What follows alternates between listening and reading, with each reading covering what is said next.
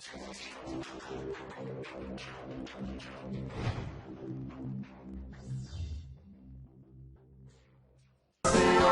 das graças, o compromisso com a fé e o saber.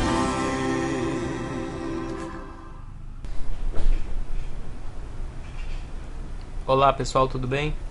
Aqui é o professor Jorge de Física. Nós vamos dar início agora à resolução do nosso primeiro simulado Enem, tá? Da minha frente, a frente C, Física 3, tá ok? Vamos lá.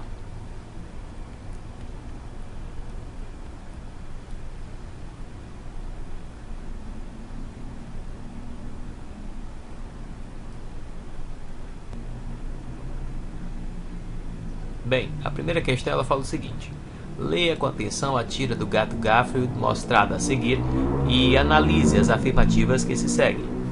Aí nós temos o gato Garfield aqui, ele está andando sobre um carpete de lã, né? Passando as patinhas no carpete, né? E em seguida ele aproxima-se de John, né?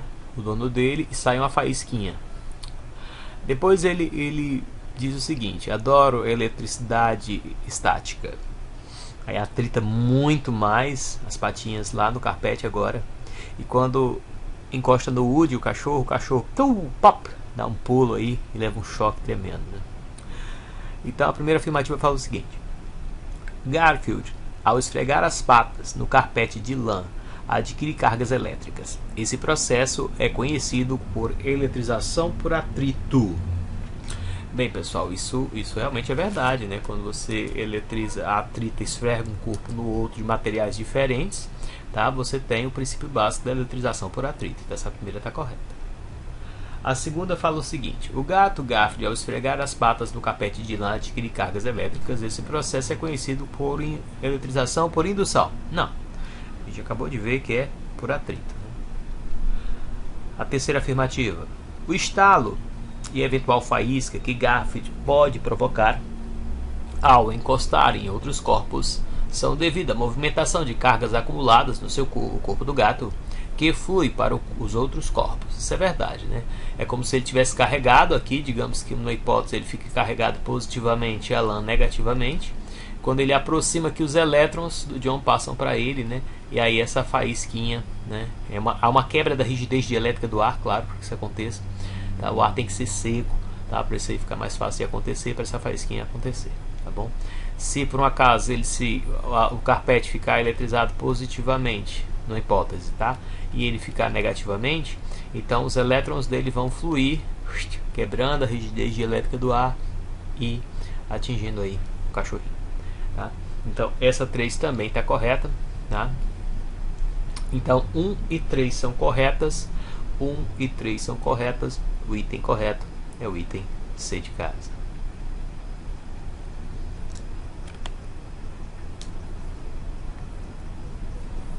A próxima questão, ela fala o seguinte: durante a aula de física, um aluno de cabelos longos começa a penteá-los usando pente de plástico. Após passar o pente pelos cabelos, nota que eles atraem pedaços de papel que se encontram sobre a carteira. Admirada, ela pergunta ao professor qual é a explicação para tal fato. O professor pede aos demais alunos que se manifestem, e 5 deles deram as seguintes opiniões diferentes, tá? O A. Então, a grosso modo, o que a gente tem, né? Nós temos a moça que tem seus cabelos longos lá, não é? Ela passa o pente nos cabelos, tá? Então, quando ela atrita o pente nos cabelos, é um processo de eletrização por atrito clássico, né? Então, se os cabelos ficam negativos, o pente vai ficar o quê? Positivo. Com relação aos pedaços de papel que já a priori estão neutros, né? Quando ela aproximar o pente eletrizado, quer seja positivamente ou negativamente, tá? Aqui na nossa hipótese, positivamente carregado. Aproximar dos pedaços, tá? de papel, a gente vai observar que esse lado aqui vai ficar negativo, ó, por indução, tá? E o outro lado ficaria positivo, tá? Aí o que vai acontecer? Esses pedaços de papel vão se sentir extremamente atraídos pelos prótons lá, que está carregado o pente, e vai acabar grudando nele, né? Aí o primeiro fala o seguinte, ó: o pente é um bom condutor elétrico. realmente é um bom condutor elétrico?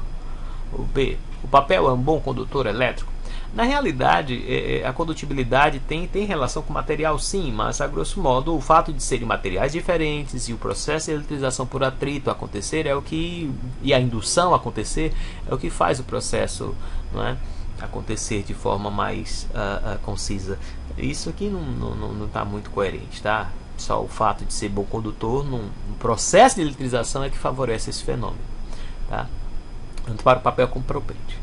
Item C. Os pedaços de papel já estavam eletrizados? Não, né? A priori estavam neutros. Houve um início de indução aqui, tá?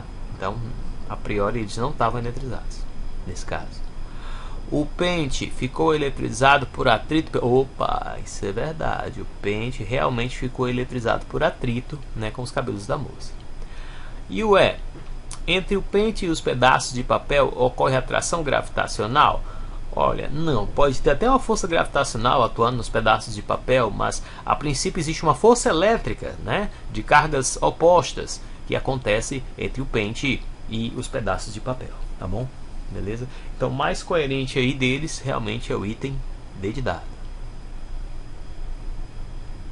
Ok?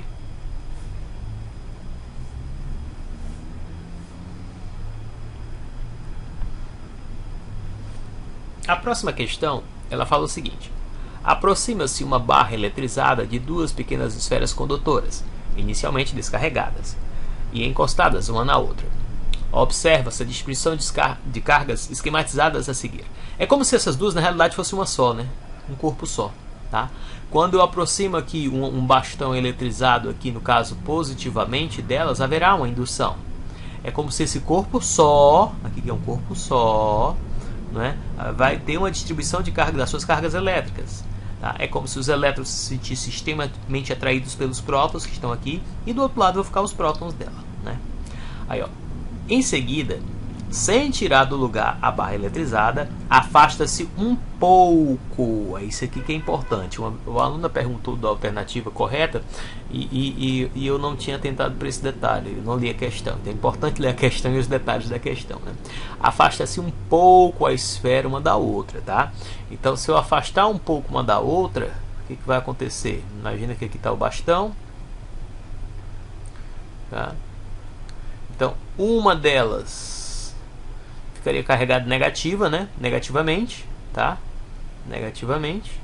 E a outra ficaria carente de elétrons, tá? Só que tem um detalhe. Quando você afastar, aí ele finalmente, sem mexer antes, move-se a barra, levando para bem longe. Então, essa barra vai para bem longe.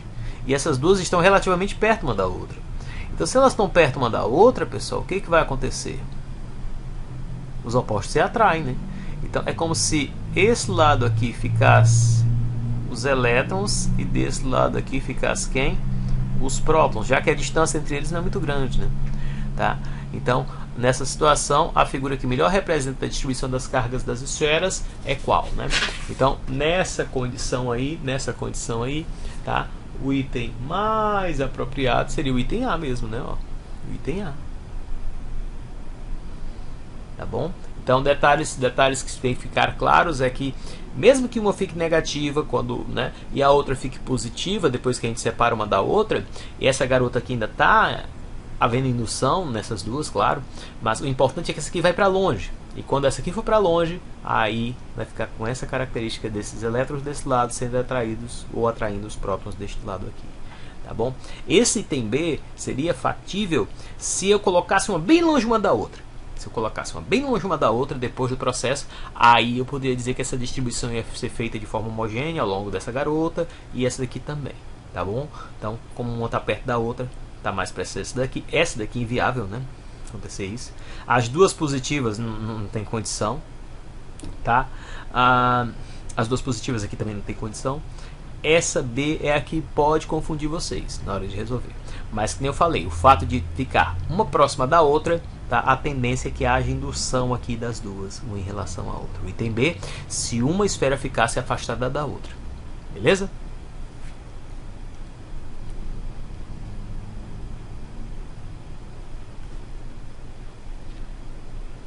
A próxima questão, ela fala o seguinte. Vamos lá. No laboratório de física, o professor Paulo César realizou 3 processos de eletrização. No final do primeiro processo, os pares de corpos utilizados ficaram eletrizados com cargas de sinais iguais. Tá? Ficar eletrizado com carga de sinal igual já não pode ser atrito. Esse processo já não pode ser atrito. Tá? Indução também não pode, porque a indução eles ficam com cargas de sinais contrários no final do processo. Então a indução já está fora da jogada. Então dessas aqui só pode ser o contato. Tá? Aí ele continua. No final do primeiro processo, né? Ok. Sinais iguais. Só pode ser o contato. Aí, ó. Já no final do segundo e no terceiro processo, tá? Os corpos ficam eletrizados com cargas de sinais diferentes. Então, tanto no atrito quanto na indução, ficam com cargas de sinais diferentes, tá? Tanto no atrito, tá? Como na indução. Atrito como na indução. O atrito como na indução, tá? Então, se a gente observar aqui, ó, o item B é o mais coerente, né? O item B é o item correto aí, tá bom? Beleza? Aqui fica errado porque não pode ser contato, né? Não pode ser contato. Ok?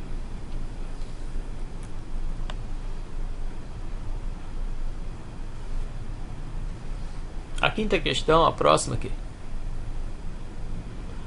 A próxima questão ela fala o seguinte, ó. O eletroscópio é um dispositivo utilizado para detectar se um corpo está eletrizado, eletricamente carregado, e em determinadas situações pode ser utilizado para descobrir o sinal da carga desses corpos. Só é possível descobrir o sinal da carga se eu souber algum sinal de alguma carga que está se aproximando dele, tá, pessoal? Ele sozinho não é capaz de dizer isso, não. Para que eu consiga, eu tenho que ter alguma informação prévia para poder ter esse grau de precisão. Porque a gente discutiu em sala que a grande virtude do eletroscópio, tanto de folha quanto de pêndulo, é saber se o corpo que você aproxima dele está eletrizado. Qual é o defeito dele? Não saber se ele está positivamente carregado ou negativamente carregado. Esse caso aí, quando ele fala pode ser útil para descobrir a carga desse corpo. Se somente se, viu, pessoal, eu tiver alguma informação prévia. Se eu tiver, eu consigo sim determinar. Caso contrário, não, tá? O primeiro eletroscópio que se tem notícia foi inventado por William Gilbert, ele é de 1544 a 1603, tá? Atualmente, o eletroscópio de folha é bastante utilizado. Tal dispositivo consiste basicamente em uma esfera condutora presa a uma haste condutora que tem na extremidade inferior 2 folhas metálicas muito leves e flexíveis. Então a gente costuma até desenhar só assim, né? A esfera condutora, a haste aqui e embaixo as duas folhinhas bem flexíveis, tá? Considerando o eletroscópio previamente eletrizado com carga negativa, então esse cara aqui já tem esse eletroscópio, está carregado negativamente, tá? Se ele está carregado negativamente, então essas 2 folhinhas já se afastam. Por quê? Porque estão eletrizadas negativamente, beleza? De forma que todo o seu corpo, esfera, haste e folhas apresentem carga negativa em excesso, do jeito que está aqui. Dessa forma, as folhas do eletroscópio estão afastadas por repulsão eletrostática. Tudo bem. À medida que o objeto metálico carregado positivamente, com carga Q, se aproxima da esfera do eletroscópio sem tocar ele, então eu tenho um corpo aqui, tá? Que eu vou aproximar. Esse corpo está carregado com a carga mais Q, é isso que ele está me dizendo, tá bom? E esse corpo aproxima sem encostar, né? Certo. As folhas se fecham cada vez mais. É isso que ele está falando aí. Por que essas folhas se fecham cada vez mais? Vamos discutir isso aqui para depois ler as alternativas, tá? Então, se eu aproximo mais sem encostar, haverá uma indução. Vocês concordam comigo que os elétrons vão se sentir extremamente atraídos por esses prótons que estão aqui? Então esses elétrons que estavam aqui vão acabar subindo por essa atração. Vai ficar menos elétrons aqui. Então vai ficar afastado? Vai ficar menos afastado do que o que estava, mas vai ficar afastado, tá? Porque a quantidade de elétrons diminui. Beleza? Então, certo. Isso acontece porque, ó, o objeto, tá, atrai parte das cargas negativas, isso é verdade, atrai as negativas, que estão na folha do eletroscópio, isso é verdade. E sobem para a esfera. Pronto, é isso que a gente falou, né? Esses elétrons daqui sobem para a esfera. Está coerente com o que ele está dizendo. E dessa forma, a quantidade de cargas negativas na folha diminui. Então, se diminui, essa força de interação, força elétrica, vai diminuir um pouco e a distância vai diminuir. É o mais coerente mesmo para esse fato. É o item A mesmo. Tá ok?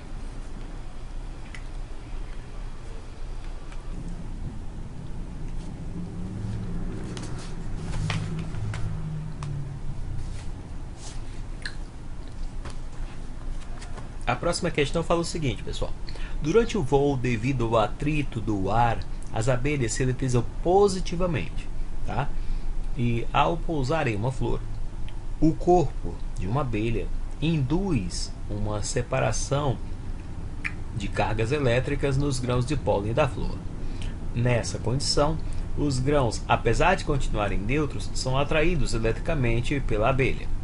E muitos saltam para o corpo do inseto. De acordo com o texto anterior, é correto afirmar que os grãos de pólen, depois que chegam à abelha, o que acontece com eles, né? Então vamos lá. Depois a gente vai ler as alternativas aqui e vamos só entender a situação que ele expôs.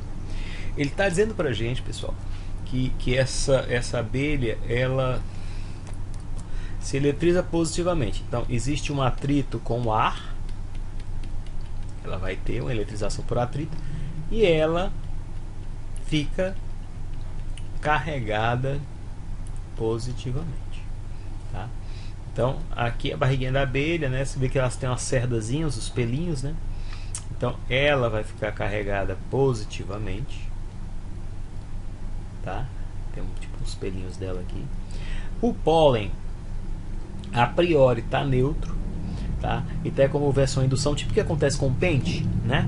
Aqui vai ficar carregado aqui desse lado negativo, desse aqui positivo, negativo, positivo, e ela vai saltar para cá, tá? Quando ela saltar, aí pode ter o contato, Se houver o contato, aí, vixe, professor, as duas vão ficar positivas. E por que elas não se repelem, né? É como se os pelos dela, né, prendessem o pólen, deixassem ele preso, né? Deixassem ele preso. Então, a grosso modo, é isso que a gente tem. Tá? Então vamos ver. Ó. Aí ele fala: se eletrizam negativamente, né, esse pólen, o pólen por contato, depois que encostar, vai ficar positivo, né? Então esse negativamente aqui já está fora. Tá? Tá fora. Continuam neutros. Só se não triscar na barriga da abelha. Se ficar aqui no pelo, por exemplo, se ficar bem aqui, eu posso até dizer isso aí, que ele vai continuar aqui menos e aqui mais. Tá? Mas vamos lá. A abelha voou. O que mais? Com a mesma separação de cargas, de maneira que a força de atração elétrica do inseto sobre os grãos continue existindo. É coerente esse aqui, mas só se ele não tocar. Tá? Vamos continuar aqui. Ó, continuam nêutrons com a mesma separação de cargas. Essa mesma separação de cargas é que não está muito coerente, né? Ó, com a mesma separação de cargas, de maneira que a força de atração elétrica do inseto sobre os grãos continue existindo. Essa mesma separação de cargas é que não faz sentido aqui, tá? O que mais? E quanto mais próximo tiver, maior vai ser a força de interação, né? Então, isso ficou meio estranho. C. Continuam neutros, mas a separação das cargas desaparece. Como assim desaparece? De maneira que... É porque essa separação de cargas aqui, ela tem muito a ver com a distância, porque força tem relação direta com a distância. Se esse pólen ficar perto do inseto, tá? A intensidade desses elétrons aqui, ó, a quantidade de elétrons aqui, se estiver muito perto, vai aumentar, né? Vai ficar muito maior, tá? Dizer que não existe ou dizer que vai continuar sendo a mesma, isso está estranho, tá? D. Se eletriza positivamente, aí é a hipótese de tocar. Se tocar na abelha, realmente vai ficar carregada positivamente o pólen, hein? Positivamente, e são repelidos eletricamente pelo inseto, que os retém através das cerdas que revertem o seu corpo. Isso é fato, né? Isso aqui é fato. É como se ela... Pô, tá todo mundo eletrizado positivamente, mas os pelinhos acabam prendendo esse pólen nela. Tá? Esse item D aqui está bem coerente. Está bem coerente. Vamos ao item E. Elas se eletrizam positivamente e são repelidos eletricamente pelo inseto, caindo na terra logo depois que tocam o corpo do inseto. Pela foto a gente achou essa foto aqui e percebe que não é isso, né? Que senão assim que triscasse caía e não acontece. Então algo segura, os pelos do próprio inseto acabam retendo esse pólen, tá? Então o item D realmente é o mais coerente aí, tá ok?